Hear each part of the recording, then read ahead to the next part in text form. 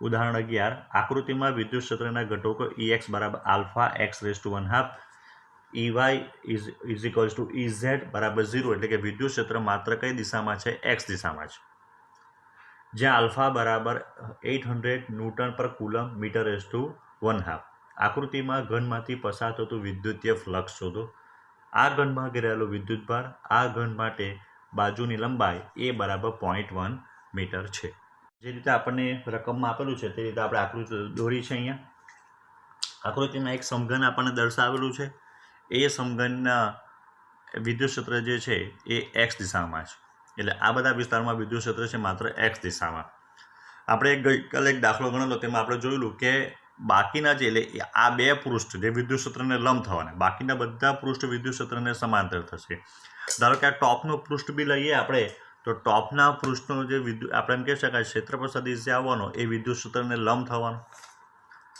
બરાબર એટલે બધા જે પૃષ્ઠ આવવાના એ બધા પૃષ્ઠનો ક્ષેત્રફળ સદિશ વિદ્યુત ક્ષેત્રને લંબ થવાનું એટલે માત્ર બે સાથે જ સંકળાયેલું ફ્લક્સ આપણને મળશે ગઈકાલે એ ફ્લક્સ યાદ હોય તો 0 આવતું હતું કારણ કે વિદ્યુત ક્ષેત્ર બંને બાજુ એક સરખું હતું હવે અહીંયા વિદ્યુત ક્ષેત્ર કઈ જુદું છે અહીંયા કઈ વિદ્યુત ક્ષેત્ર જુદું છે કારણ કે વિદ્યુત ક્ષેત્ર Ex બરાબર આલ્ફા એક્સ રેઝ ટુ 1/2 એટલે જેમ જેમ આપણે એક્સ બદલતા જઈએ તેમ તેમ વિદ્યુત ક્ષેત્ર બદલાવાનું પહેલાં અત્યારે જ આપણે ડિસ્કસ કરીએ એ વાતને આપણે અહીંયા લખી દીધી છે અહીં સમઘનના a² જેટલું ક્ષેત્રફળવાળા 6 પૃષ્ઠો પૈકી માત્ર પૃષ્ઠ 1 અને પૃષ્ઠ 2 એટલે આ પૃષ્ઠ 1 અને આ પૃષ્ઠ 2 સાથે જ વિદ્યુત ફ્લક્સ સંકળાશે કારણ કે બાકીના પૃષ્ઠો વિદ્યુત ક્ષેત્ર Ex ને સમાંતર છે તેથી તેમના પૃષ્ઠ સદિશ અથવા ક્ષેત્રફળ સદિશ વિદ્યુત ક્ષેત્રને લંબ થશે એટલે કે θ બરાબર 90 તેથી phi બરાબર EA cos 90 બરાબર 0 હોવાથી એટલે લંબ હોવાથી વાક્ય આમ ચાલે લંબ હોવાથી તેમની સાથે સંકળાયેલ ફ્લક્સ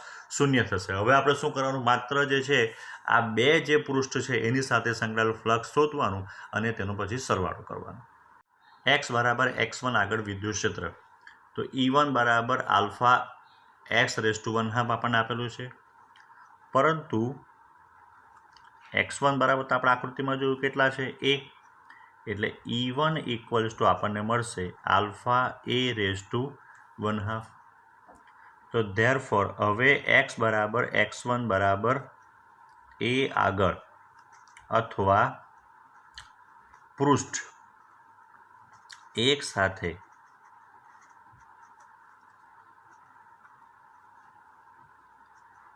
સંકળાયેલ વિદ્યુત ફ્લક્સ તો એને હું ધારો કે phi1 ગણું તો phi1 બરાબર થવાનું a1 E1 cos theta a1 એટલે એનું ક્ષેત્રફળ તો આપણે પહેલાં લખેલું હતું કે બધા પૃષ્ઠનું ક્ષેત્રફળ a² છે ઇન્ટુ E1 એટલે આપણે ગણતરી કરી alpha a raise to 1/2 cos કેટલા થવાના તો 180 થશે કારણ કે a1 અને Ex એકબીજાને પ્રતિ સમાંતર છે જે આકૃતિ આપણે દોરી હતી આકૃતિમાં આપણે જોઈ શકાય કે a1 આ દિશામાં છે અને વિદ્યુત ક્ષેત્ર આ દિશામાં બંને એકબીજાની વિરુદ્ધ દિશામાં વિદ્યુત ક્ષેત્ર x દિશામાં આ ઋણ x દિશામાં તો therefore phi1 is equals to alpha એમ જ રાખીએ આ -1 તો થવાનું જ છે પણ a રેઝ ટુ અહીંયા સ્ક્વેર છે અને અહીંયા 1/2 એટલે 2 ને અડધો એટલે અઢી એટલે a રેઝ ટુ 5/2 ઇન્ટુ -1 એટલે phi1 is equals to minus alpha a raise to 5/2 ધારો કે આપણે સમીકરણ આપીએ ને 1 બરાબર છે તો આ આપણે સ્ટેપ બાય સ્ટેપ ગણતરી કરી પહેલાં આપણે વિદ્યુત ક્ષેત્ર શોધ્યું વિદ્યુત ક્ષેત્ર શોધ્યા પછી આપણે ફ્લક્સ શોધ્યું તમે સીધું અહીંયા જ આ જ જગ્યા ઉપર પણ વિદ્યુત ક્ષેત્ર શોધી શકશે તો આ થોડા સ્ટેપ નાના થઈ જશે પણ સમજવા માટે આપણે આ સ્ટેપ કરીએ તો થોડું વધારે ખબર પડે બીજા ભાગ માટે અથવા બીજા પૃષ્ઠ માટે આપણે ડાયરેક્ટ ગણતરી કરી દઈએ પૃષ્ઠ 2 સાથે સંકળાયેલ વિદ્યુત ફ્લક્સ તો therefore phi2 is equals two a2 E2 cos theta A2 એટલે પાછો A સ્ક્વેર. E2 તો E2 માટે શું લખાશે alpha x2 raise to 1/2 cos theta. હજુ અત્યારે થીટા લખીએ આપણે કેવી રીતના, તો વિદ્યુત ક્ષેત્ર જે આપણને આપેલું છે રકમમાં તમે જુઓ તો વિદ્યુત ક્ષેત્ર E બરાબર આલ્ફા x રેઝ ટુ 1/2. તો અહીંયા આપણે આકૃતિમાં જે પૃષ્ઠ 2 જે છે પૃષ્ઠ 2 આપણું આ, તો તેના માટે x2 બરાબર 2a એટલે કે ઉગમ બિંદુથી x કેટલા અંતરે, આ કેટલા અંતરે છે 2a જેટલા અંતરે. તો હવે આપણે બધી વેલ્યુ બીજી મૂકી દઈએ તો is equals to a square into alpha x2 is equals to 2a raise to 1/2 into cos 0 કારણ કે ex સમાંતર છે a2. એકબીજા સાથે કેવા છે સમાંતર છે. આકૃતિમાં આપણે જોઈએ તો આકૃતિની અંદર વિદ્યુત ક્ષેત્ર જે છે એ વિદ્યુત ક્ષેત્ર અને A2 એકબીજા સાથે સમાંતર છે. તમે અહીંયા બધું લખી પણ શકો કે θ1 ઇક્વલ્સ ટુ 180, θ2 ઇક્વલ્સ ટુ 0.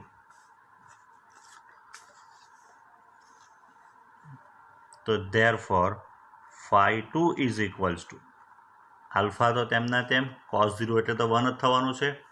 હવે √2 એવું લખી દઈએ, બરાબર છે. તો અને આ સ્ક્વેર અને આ 1/2 એટલે આગળ આપણે આવ્યું તે પ્રમાણે a રેઝ ટુ 5/2 સમીકરણ 2. એટલે બરાબર ધ્યાનથી જોઈએ તો ફરક શું પડ્યો, તો બંને જો આપણે કિંમત જોઈએ φ1 અને φ2ની, તો અહીંયા ધારો કે ચિહ્ન ધ્યાનમાં લઈએ તો alpha a raise to 1/2 sorry a raise to 5/2 alpha a raise to 5/2 એટલે √2 એટલે ફ્લક્સ જે છે તેમ કહેવાય કે √2 ગણું થયું.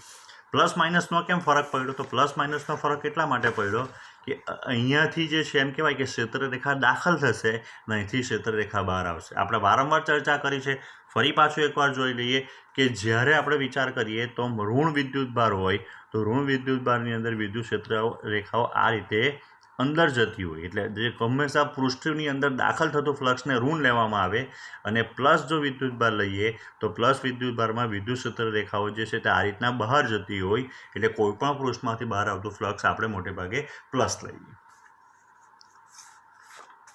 બરાબર છે. હવે આપણે શોધવાનું છે કુલ ફ્લક્સ. તો કુલ ફ્લક્સ શોધવા માટે બંને ફ્લક્સનો શું કરીશું સરવાળો. તો therefore સમઘન સાથે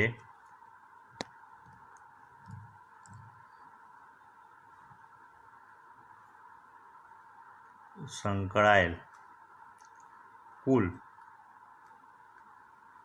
વિદ્યુત ફ્લક્સ, તો therefore phi is equals to phi1 plus phi2.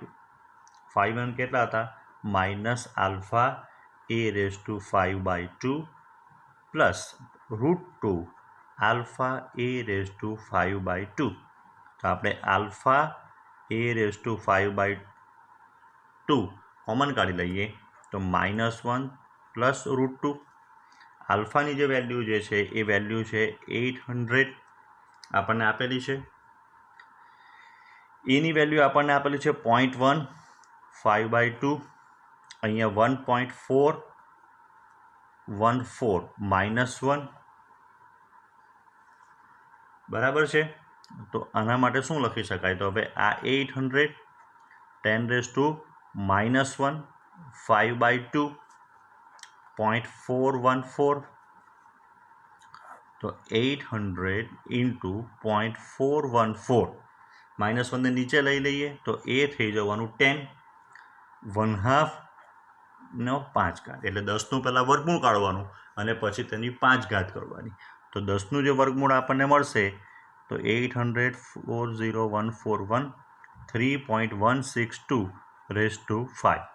તો ઇઝ ઇક્વલ્સ ટુ આપણને છેલ્લો આન્સર જે મળશે તો 1.048 newton into metre square upon coulomb. Newton પર કુલમ વિદ્યુત ક્ષેત્રનો એકમ, એ ક્ષેત્રફળનો એકમ મીટર સ્ક્વેર. તો આ રીતે સંકળાયેલું કુલ ફ્લક્સ મળશે આપણને. બીજું આપણને પૂછેલું છે કુલ વિદ્યુતભાર. તો કુલ વિદ્યુતભાર શોધવા માટે આપણે ગાઉસના નિયમનો ઉપયોગ કર્યો. તો ગાઉસના નિયમ મુજબ phi ઇક્વલ્સ ટુ q/ε0. તો ધેરફોર હવે કહી શકાય ભાઈ સમઘન વડે ઘેરાયેલો ચોખ્ખો વિદ્યુતભાર Q બરાબર 5 ઇન્ટુ એપ્સલોન 0. 5 જે આપણને મળ્યું એ 1.048 મલ્ટીપ્લાઇડ બાય આ થઈ જવાનું 8.85 10⁻12 એટલે ફાઇનલ આન્સર જે આપણો આવશે એ 9.2748 10⁻12 કુલમ. તો સમઘન વડે ઘેરાયેલો કુલ વિદ્યુતભાર આશરે 9.3 જેટલો ઇન્ટુ 10⁻12 આપણને મળશે. ઉદાહરણ 12 આકૃતિમાં દર્શાવેલા 5 સેન્ટીમીટર ત્રિજ્યા અને 20 સેન્ટીમીટર લંબાઈ ધરાવતા સમક્ષિતિજ નળાકારના મધ્ય કેન્દ્ર O થી પ્લસ x દિશામાં વિદ્યુત ક્ષેત્ર 30 I કેપ ન્યૂટન પર કુલમ, જ્યારે O થી માઇનસ x દિશામાં વિદ્યુત ક્ષેત્ર માઇનસ 200 I કેપ ન્યૂટન પર કુલમ છે. આ નળાકારની બે સમતલીય સપાટીમાંથી પસાર થતું ચોખ્ખું વિદ્યુતીય ફ્લક્સ શોધો. આ નળાકારની વક્ર સપાટીમાંથી પસાર થતું વિદ્યુતીય ફ્લક્સ કેટલું હશે? આ નળાકારમાંથી બહાર આવતું ચોખ્ખું ફ્લક્સ શોધો. આ નળાકારમાં ઘેરાયેલો ચોખ્ખો વિદ્યુતભાર શોધો. આકૃતિમાં જે રીતે આપણને રકમની અંદર એક નળાકાર આપેલો છે, અહીંયા બીજા દાખલા અને આ દાખલામાં જે મેઇન ડિફરન્સ છે તે આ છે કે બંને આગળ જે આપણે આ ટાઈપના દાખલા કર્યા એ એક્ઝામ્પલની અંદર વિદ્યુત ક્ષેત્ર કોઈ એક જ દિશામાં હતું.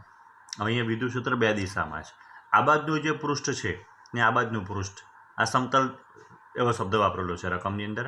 તો 1 અને 2 જે પૃષ્ઠ છે, તો એક પૃષ્ઠ સાથે સંકળાયેલું વિદ્યુત ક્ષેત્ર E1 તે એના ક્ષેત્ર સદિશની દિશામાં જ છે માઇનસ I કેપ, અને E2 જે છે એ A2 અથવા જે બીજું પૃષ્ઠ છે એનો જે ક્ષેત્રફળ સદિશ છે એની દિશામાં છે. એટલે બંને માટે જે ખૂણા જે થવાના E1 અને A1 વચ્ચેનો ખૂણો અને E2 અને A2 વચ્ચેનો ખૂણો એ થીટા બરાબર કે θ1 અને θ2 બરાબર 0 જ થવાનો. આગળ જે આપણે એક્ઝામ્પલ કરી કે તેમાં વિદ્યુત ક્ષેત્ર એક જ દિશામાં હતું એટલે કોઈ એક બાજુનો ખૂણો 0 બનતો હતો તો બીજી બાજુનો ખૂણો જે છે તે 180 બનતો હતો.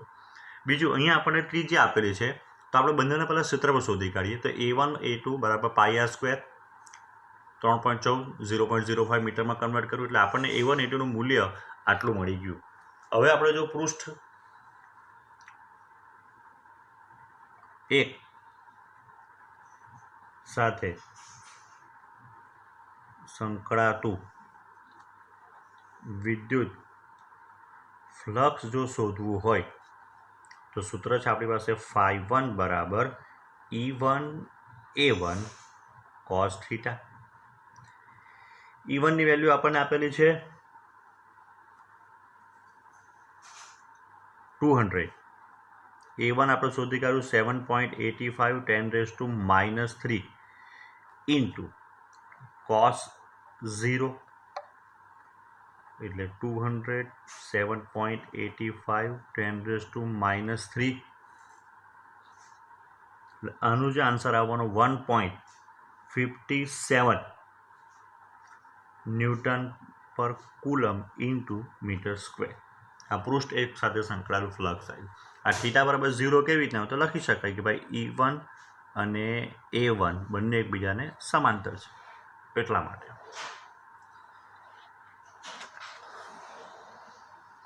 બી પૃષ્ઠ 2 સાથે સંકળાતું વિદ્યુત ફ્લક્સ. therefore φ2 બરાબર E2 A2 cos θ2. therefore E2 એટલે એ પણ 200 A2 7.85 10⁻³ ઇન્ટુ cos 0. કારણ કે E2 અને A2 એકબીજાને સમાંતર છે જે આકૃતિમાં બતાવેલું છે આપણે. તો આની વેલ્યુ પણ કેટલી થવાની 1.57 ન્યૂટન પર કુલમ ઇન્ટુ મીટર સ્ક્વેર. તો બંને ફ્લક્સના વેલ્યુ પ્લસ આવી. બરાબર છે. વિદ્યુત ક્ષેત્ર માઇનસ છે છતાં પ્લસ આવી, તો એનું રીઝન આગળ બી આપણે વાત કરી. આ બંને તમે ક્ષેત્ર રેખાઓ જો અહીંયા, તો વિદ્યુત ક્ષેત્ર બહાર નીકળતું છે. ક્ષેત્ર રેખાઓ જ્યારે આપણે એમ કીધું પૃષ્ઠમાંથી બહાર નીકળતી હોય કે વિદ્યુત ક્ષેત્ર પૃષ્ઠમાંથી બહાર નીકળતું હોય, તો આપણે કહી શકાય કે ધન ફ્લક્સ કહેવાય. આપણે પોઝિટિવ ફ્લક્સ લેતા. એટલા માટે આ બંને વેલ્યુ જે છે વિદ્યુત ક્ષેત્ર પ્લસ માઇનસ હોવા છતાં આ બંને જે છે આપણે એમ કહેવાય વેલ્યુ જે છે એ આપણને પ્લસ મળી. આગળ આપણને એવું પૂછેલું છે આની આગળ કે કુલ ફ્લક્સ, ના પેલું નળાકારની વક્ર સપાટી, તો હવે નળાકારની વક્ર સપાટી માટે વાત કરીએ તો નળાકારની જે વક્ર સપાટી છે વિદ્યુત ક્ષેત્રને સમાંતર અથવા તેનો પૃષ્ઠ સદિશ વિદ્યુત ક્ષેત્રને લંબ હોવાથી તેની સાથે કોઈ વિદ્યુત ફ્લક્સ સંકળાતું નથી. ધેરફોર φ3 બરાબર 0. હવે આપણને પૂછેલું છે કુલ ફ્લક્સ. ધેરફોર આપેલા નળાકારમાંથી પસાર થતું વિદ્યુત ફ્લક્સ φ બરાબર φ1 પ્લસ φ2 પ્લસ φ3. φ1 1.57 પ્લસ 1.57 પ્લસ 0, તો ઇઝ ઇક્વલ્સ ટુ થવાનું 3.14 ન્યૂટન પર coulomb into metre square. D આપણને પૂછેલું છે કે ઘેરાયેલો વિદ્યુત ભાર નળાકાર વડે, તો એના માટે આપણે ગાઉસના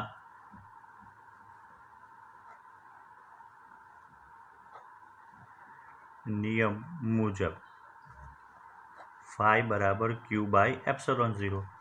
ધેરફોર નળાકાર વડે ઘેરાયેલ કુલ વિદ્યુત ભાર Q બરાબર φ ઇન્ટુ ε0. φની વેલ્યુ આપણને મળેલી છે 3.14, આ મળવાનું 8.85 10⁻12, એટલે જે કુલ વિદ્યુત ભાર મળવાનો 2.779 ઇન્ટુ 10⁻11 કુલમ. ઉદાહરણ 13. પરમાણુના પ્રારંભિક મોડેલ અનુસાર પરમાણુના કેન્દ્રમાં Ze જેટલો બિંદુવત ધન વિદ્યુત ભાર અને કેન્દ્ર R જેટલી ત્રિજ્યાવાળા વિસ્તારમાં ઋણ વિદ્યુત ભાર નિયમિત કદ વિતરણ ધરાવતા હોય છે, તો આ મોડેલ અનુસાર પરમાણુના કેન્દ્રથી સ્મોલ r જેટલા અંતરે તેનું વિદ્યુત ક્ષેત્ર શોધો. આકૃતિમાં તમને પરમાણુમાં વિદ્યુત ભારનું વિતરણ દર્શાવ્યું છે. આ ન્યુક્લિયસ છે, ન્યુક્લિયસની અંદર Ze જેટલો ધન વિદ્યુત ભાર છે. આ જે છે R એ પરમાણુ ત્રિજ્યા છે, એટલે આટલો પરમાણુ છે. ન્યુક્લિયસની બહાર જેટલો અંદર ધન વિદ્યુત ભાર છે એટલો જ આ બધો ઋણ વિદ્યુત ભાર છે. આપણને વિદ્યુત ક્ષેત્ર શોધવા કીધેલું છે, તો તે પહેલાં થોડુંક આપણે એની આગળની ચર્ચા કરીએ કે આપણે પરમાણુ જે વિદ્યુત ભારની દ્રષ્ટિએ કેવો છે, તટસ્થ છે. જો પરમાણુ વિદ્યુત ભારની દ્રષ્ટિએ તટસ્થ હોય તો એનો અર્થ એવો થયો કે એની પાસે જેટલો ધન વિદ્યુત ભાર છે એટલો ઋણ વિદ્યુત ભાર છે. તો જો એના કેન્દ્ર ઉપર Ze જેટલો વિદ્યુત ભાર હોય, તો હવે જે બાકીનો જે ગોળો બચ્યો, એટલે કે આ ત્રિજ્યાનો જે ગોળો બચ્યો, એ ગોળાની અંદર કેટલો વિદ્યુત ભાર હોવો જોઈએ? -Ze જેટલો વિદ્યુત ભાર હોવો જોઈએ. બરાબર છે. તો જ એના પરનો કુલ વિદ્યુત ભાર કેવો થાય? 0 થાય. એટલે કુલ વિદ્યુત ભાર જે 0 થવો હોય, તો એ 0 કેવી રીતના થશે? તો એમ કહી શકાય કે ન્યુક્લિયસ પરનો વિદ્યુત ભાર Ze પ્લસ આ જે ઋણ વિદ્યુત ભાર છે તે, આપણે એવું લખેલું છે કે જો રો એ ઋણ વિદ્યુતભારની ઘનતા હોય તો રો શું છે, આપણે ચેપ્ટરમાં છેલ્લે થિયરીમાં એવું ચલાવેલું છે રેખીય વિતરણ, પૃષ્ઠ વિતરણ અને કદ વિતરણ. તો કદ વિતરણની અંદર રો એટલે એકમ કદ દીઠ વિદ્યુતભાર. તો આપણે હવે એમ કહી શકાય કે જો એકમ કદ હોય તો વિદ્યુતભાર કેટલો હશે, રો જેટલો. આપણી પાસે કેટલું કદ થવાનું, 4/3 પાઈ આર ક્યુબ. તો કદ તો વિદ્યુતભાર કેટલો થવાનો, 4/3 pi R cube into rho. તો ધેરફોર હવે આપણે કહી શકાય કે ઋણ વિદ્યુતભાર આપણને કેટલો મળશે, 4/3 pi R cube into rho. તો therefore rho is equals to આપણને શું મળશે, તો રો ઇક્વલ્સ ટુ આપણને મળશે -3 ZE divided by 4 pi R cube. સમીકરણ 1. એટલે આટલી આપણને વિદ્યુતભાર ઘનતા મળી. હવે આપણે બે જગ્યાએ પહેલાં વિદ્યુત ક્ષેત્ર શોધવાનો છે, વિચાર કરીએ. એક આપણે આરઆઈ એટલે કે ભાઈ કેન્દ્રથી આર એટલે આરઆઈ માટે શું આવશે, તો આરઆઈ જે છે તે લેસ ધેન આર છે અને આરઓ જે છે એ ગ્રેટર ધેન આર છે. આ એટલે ઇનસાઇડ ને ઓ એટલે આઉટસાઇડ. તો પરમાણુના અંદરના ભાગમાં આપણે પહેલાં વિદ્યુત ક્ષેત્ર શોધીએ.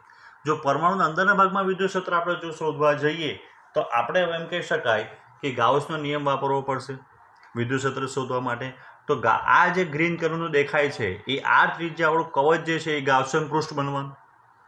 તો એ ગાઉસિયન પૃષ્ઠ વડે ઘેરાયેલો વિદ્યુતભાર પહેલાં આપણે શોધવો પડશે. તો હવે આપણે એમ કહી શકાય કે ધેરફોર આરઆઈ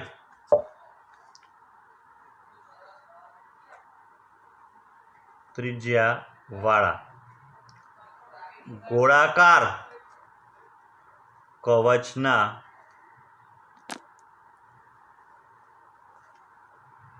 અંદરના ભાગમાં ઘેરાયેલ વિદ્યુતભાર. તો એ વિદ્યુતભારને જો હું ક્યુ ગણું તો ક્યુ કેટલો વિદ્યુતભાર આપણને મળશે, તો ક્યુ આપણે જોવા જઈએ તો જે ધન વિદ્યુતભાર છે બધો આવી જવાનો ને આ જે બધો દેખાતો છે આ એ એટલો ઋણ વિદ્યુતભાર આવવાનો. તો ધન વિદ્યુતભાર તો કેટલો જેટલો છે તેટલો, તો કેટલો છે ZE જેટલો. ઋણ વિદ્યુતભાર કેટલો આવવાનો, તો ઋણ વિદ્યુતભાર આપણે કહીએ plus 4/3 pi R cube row. કેવી રીતના, પાછી તે જ વાત કે જો આપણે એમ કે એકમ ક્ષેત્ર એકમ કદ હતો વિદ્યુતભાર કેટલો હતો, રો જેટલો. હવે જે આપણે આ કવચ લીધું એનું કદ કેટલું થાય, 4/3 પાઈ આર આઈ ક્યુબ જેટલું. એટલે આપણે લખીએ અહીંયા આર આઈ ક્યુબ જેટલું. તો ધેરફોર QI બરાબર ZE -4/3 આર આઈ અથવા પ્લસ કરીએ ત્યારે ક્યુબ ઇન્ટુ રોની વેલ્યુ. તો રોની વેલ્યુ આપણને કેટલી મળતી છે, તો રોની વેલ્યુ આપણને મળેલી છે -3 ZE divided by 4 R capital R cube. તો ધેરફોર થોડુંક સાદુરૂપ આપીએ, ક્યુ બરાબર ZE બંનેની અંદર છે એટલે ZE ને કોમન કાઢી લઈએ તો 1 માઇનસ આ પહેલા પદમાંથી ZE બહાર આવી ગયો, આ માઇનસ આગળ આવી ગયું, આ 4 કેન્સલ, 3 કેન્સલ, પાઈ કેન્સલ બરાબર છે અને Z બી કેન્સલ થઈ જવાના. આ ZE તો સોરી બહાર કાઢી લીધું આપણે. તો બચી અંદર શું રહી જશે, તો અંદર રહી જશે R I cube upon R cube. આટલું આપણને અંદર જે વિદ્યુતભાર, કયો વિદ્યુતભાર, તો આપણે જે અહીંયા આ ત્રિજ્યાવાળું ગાઉસિયન પૃષ્ઠ ધારવાના છે એમાં ઘેરાયેલો વિદ્યુતભાર જે આપણે જોઈતો છે આગળ જતાં એ આપણે શોધી કાઢ્યો. હવે આપણે એમ કહી શકાય કે ધેરફોર ગાઉસના નિયમ મુજબ, તો ગાઉસના નિયમ મુજબ ઇન્ટિગ્રેશન EI ડોટ DA, એ એટલે ઇનસાઇડ આપણે અંદર ઇઝ ઇક્વલ્સ ટુ Q/ε0. વિદ્યુત ક્ષેત્ર તો આપણને જોઈતું છે તો ઇન્ટિગ્રેશન EI DA કોસ બરાબર Q/ε0. હવે કોસ થીટાની વેલ્યુ કેટલી આવે, તો આપણે માની લઈએ કે વિદ્યુતભાર જે છે પરમાણુ, તે પરમાણુ આ રીતનો ગોળાકાર છે. આ એક આપણી પાસે નારંગી જેવું છે. તો વિદ્યુત ક્ષેત્ર શું હશે, તો બધું જે વિદ્યુત ક્ષેત્ર જે છે એ આ રીતે એમાંથી બહાર જતું હશે. કોઈ પણ જગ્યાએ તમે ધારો કે આ જગ્યાએ કોઈ નાનો અમથો પૃષ્ઠ આપણે ધારીએ, તે પૃષ્ઠ જે છે એમાંનું પૃષ્ઠનું ક્ષેત્રફળ કઈ દિશામાં આવશે? એને લંબ આવવાનું. વિદ્યુત ક્ષેત્ર બી આપણે આગળ વાત કરી કે બહારની બાજુ આવવાનું. એટલે હંમેશા વિદ્યુત ક્ષેત્ર અને શું થશે કે ક્ષેત્રફળ સદિશ એ બંને એકબીજાને સમાંતર થવાના. એટલે થીટા ઇક્વલ્સ ટુ કેટલો આવશે? તો થીટા ઇક્વલ્સ ટુ 0.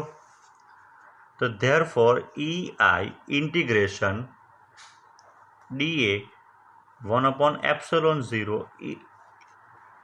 ZE કરી દે. ZE 1 minus RI cube divided by R cube. Integration D એટલે તો ઇન્ટિગ્રેશન ડી એટલે આપણો જે આખો ગોળો તો સ્મોલ RI ત્રિજ્યાનો એનું ક્ષેત્રફળ. તો ધેરફોર EI ઇન્ટુ એ કેટલું થાય? 4πRI² ZE/0 1 minus RI cube upon capital R cube. Therefore EI is equals to ZE આ 4πε0 નીચે જવાનું 1/RI minus RI cube upon RI² into R cube. તો ફાઇનલ જે આપણને આન્સર મળવાનો EI is equals to ZE/4πε0 1/RI² minus RI divided by R cube. આ કોના માટે મળ્યું આપણને? ફાઇનલ આન્સર જે આપણને મળ્યો એ કોના માટે મળ્યો? તો અંદરની બાજુ જે વિદ્યુત ક્ષેત્ર જે છે એ વિદ્યુત ક્ષેત્ર આપણને અંદરની બાજુ જ્યારે હોય તો ત્યારે વિદ્યુત ક્ષેત્ર કેટલું મળશે? તો વિદ્યુત ક્ષેત્ર EI બરાબર ZE 4πε0 1/RI² minus RI/R cube. RI less than આ અંદરના ભાગમાં. હવે બહારના ભાગમાં જ્યારે આપણે વિદ્યુત ક્ષેત્રો શોધવાનો પ્રયત્ન કરીએ ત્યારે શું થશે? તો બહારના ભાગમાં જ્યારે ધેરફોર બીજું હવે કે RO ગ્રેટર દેન RE એટલે કે પરમાણુના બહારના ભાગમાં વિદ્યુત ક્ષેત્ર. તો ઇન્ટિગ્રેશન E.dA બરાબર Q/ε0. તો ધેરફોર Q બરાબર RO ત્રિજ્યા ધરાવતા ગોળાકાર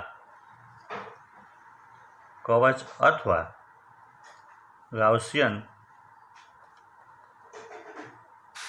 પૃષ્ઠ વડે ઘેરાયેલ વિદ્યુતભાર. તો આપણે આગળ ચર્ચા કરી કે તે પ્રમાણે વિદ્યુતભાર કેટલો ઘેરાશે?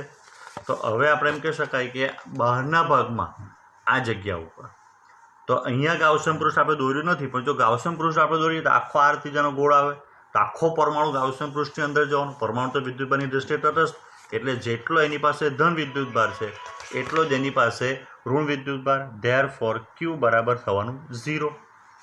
તો ધેરફોર Q 0 થાય તો એનો થાય કે integration E.dA is equals to 0. Therefore EO ગણી દઈએ તો EO ઇઝ ઇક્વલ્સ ટુ 0. પરમાણુની બહારના ભાગમાં વિદ્યુત ક્ષેત્ર કેવું થશે?